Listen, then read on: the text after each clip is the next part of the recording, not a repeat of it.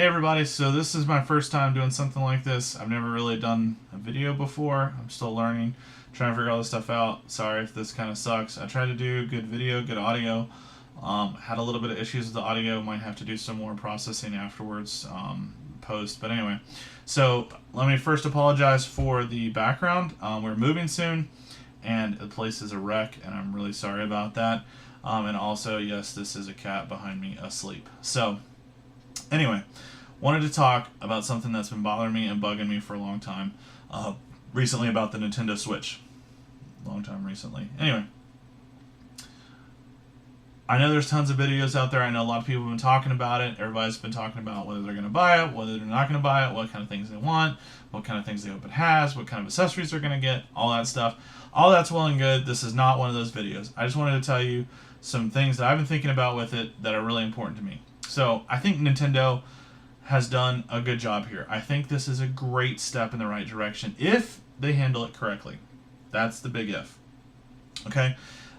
Let me tell you how I think they've handled it correctly up to this point. Okay? Let me take you back. Let's go back to the 70s and 80s and all that. What was the big drive? What was the thing that was like they were trying to do with video game consoles? What was the goal? It was to take arcade games, arcade consoles, all that stuff, put it into the home consoles, computer system, video computer system in the home console, home gaming, even console port, arcade ports. Like take the arcade, put it in the home. That's what it was about. Family gaming at the home. You don't have to go to an arcade anymore. Woohoo! I mean, even on the packaging, it had that. Just like the arcade experience. Really close to the arcade experience. What it should have said is kind of like the arcade experience, but not really. You're going to miss a lot of stuff. But hey, you get to play the game still. So enjoy it. Anyway, so that was the big push, okay?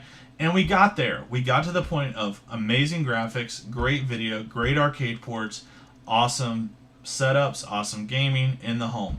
Okay, amazing software, amazing games, lots of good third-party games, lots of third-party support from Nintendo, from Sega.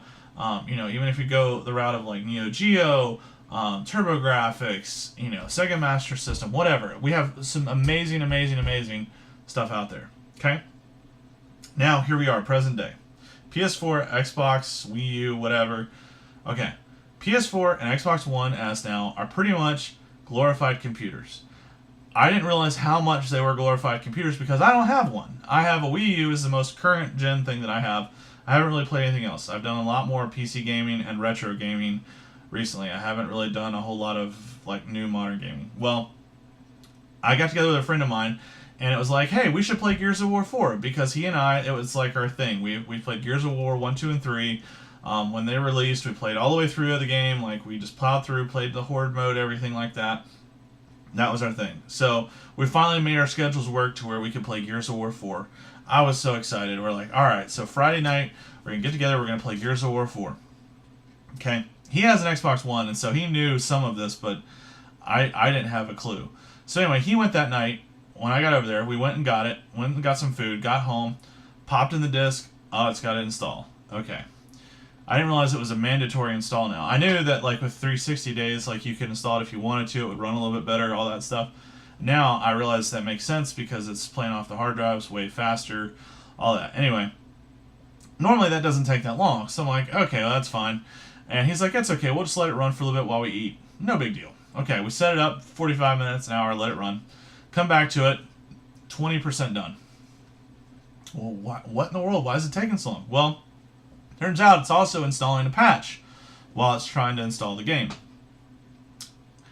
And the patch that it's installing is 20-something gigs. Like 24 or 26 gigs. Something insane. I'm like, what? A 26 gig patch? The whole game is like 42 gigs. What the hell? I could not believe it. I was like, that's more than half the game is a patch now.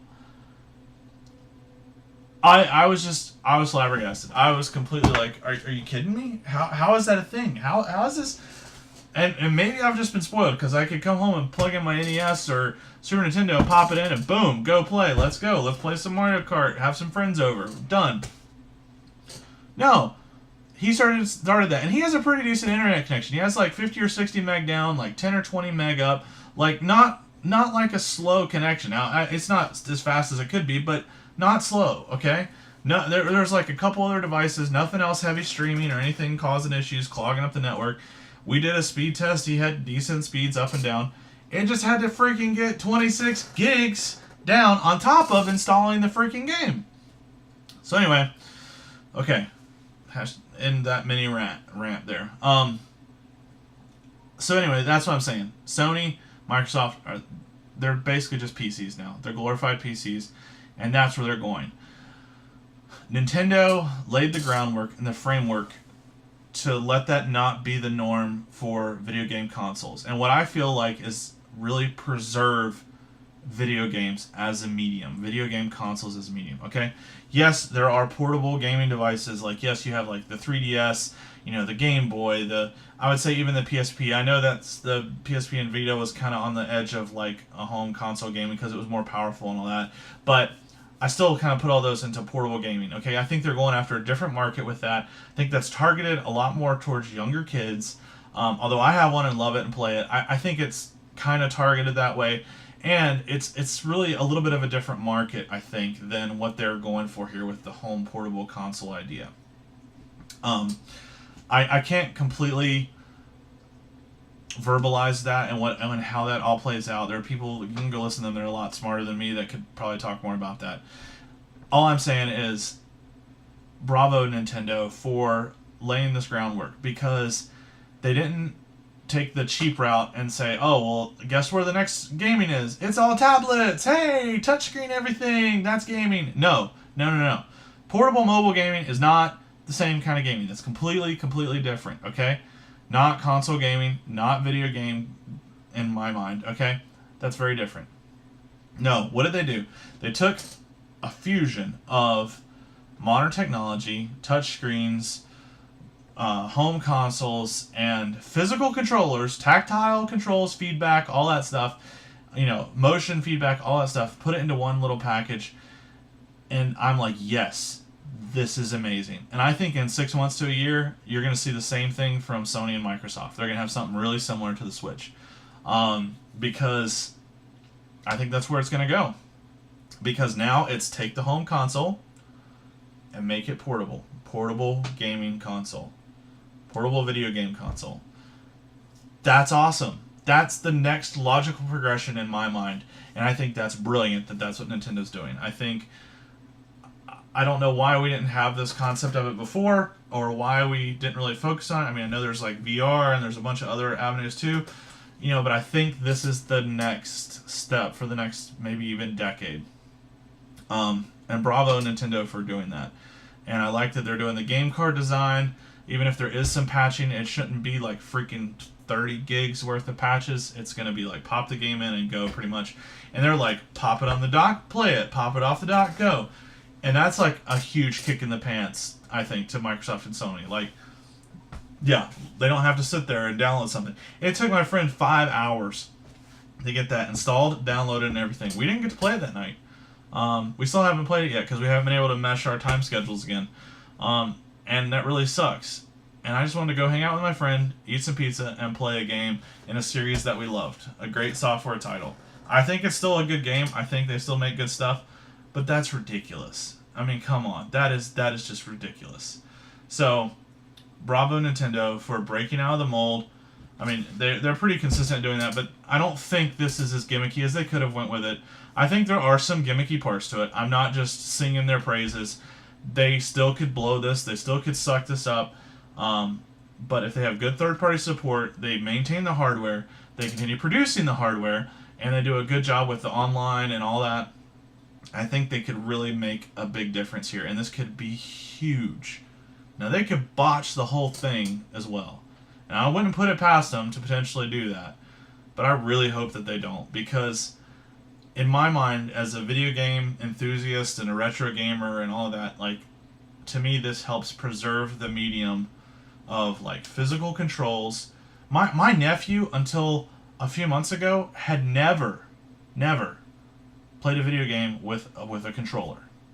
All he knew of video games were touch games, like iPads, iPods, touch screens, tablets, touchscreen computers, all that, and maybe mouse and keyboard. Probably not even that. And he's like 7. Okay, like when I was 7, I had already played like 4 different video game consoles.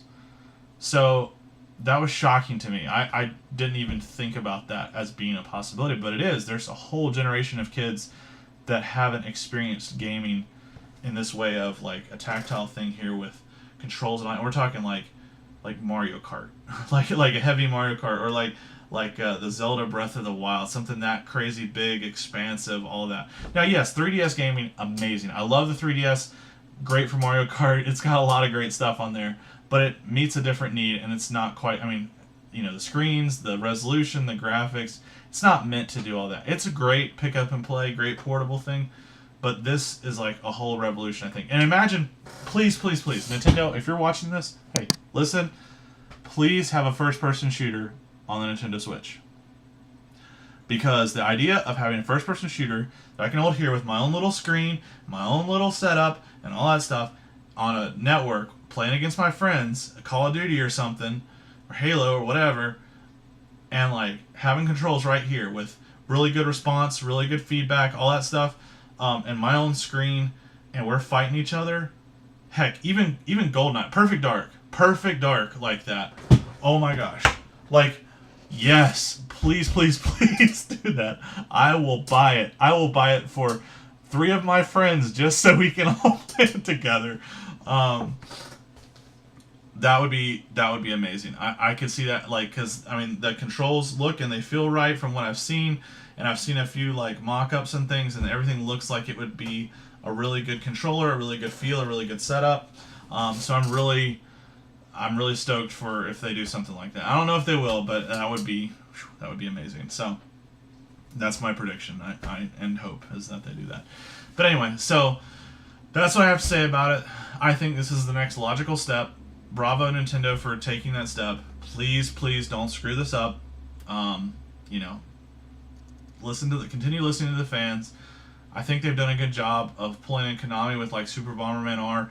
Konami, yes, pull them in. Get some more of these IPs out there. I think they've still got Hudson Soft as well. There's a lot of great to choose from. Get Capcom off of this mobile Mega Man iPad crap. Come on, seriously, Mega Man on a freaking phone?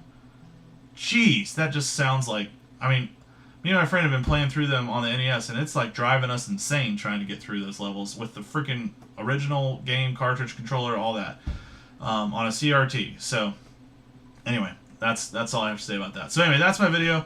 That's what I'm saying. That's what I'm thinking. Anyway, you can check me out. I'm going to have some more videos soon. I'm going to be doing recordings of gameplay and my thoughts on things and all that stuff. So check me out. Subscribe, like, all that good stuff. And I guess it'd probably be over here. Yeah, so thanks again. Thanks for watching. And hope you guys are having a fantastic day.